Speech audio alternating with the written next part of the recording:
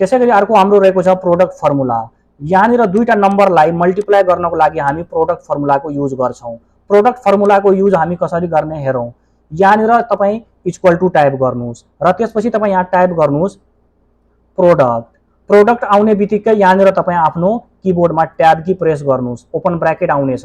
Number 1 मा तपाई यो नम्बर 1 लाई सिलेक्ट गर्नुस्, जोसित मल्टिप्लाई गर्ने त्यो फर्स्ट नम्बरलाई तपाई सिलेक्ट गर्नुस्। त्यसपछि बीचमा दिएको छ कमा, कमा लगाउनुस्। यहाँनिर कमा लगाइसकेपछि अब नम्बर 2 मा तपाई यो रेडको कोलममा भएको नम्बरलाई सिलेक्ट गर्नु होला र त्यसपछि ब्रैकेट क्लोज गरिदिनुस् र एन्टर प्रेस गरिदिनु भयो भने यसरी तपाईको टोटल अमाउन्ट निस्केर आउनेछ। अब यो सबै टोटल एकैचोटी निकाल्नको लागि सिलेक्ट गर्नु होला र कीबोर्डमा कन्ट्रोल डी प्रेस गरिदिनु होला। कन्ट्रोल डी प्रेस गर्ने बित्तिकै तपाईको एकैचोटीमा यो सबै टोटल अमाउन्ट निस्किएर आउनेछ।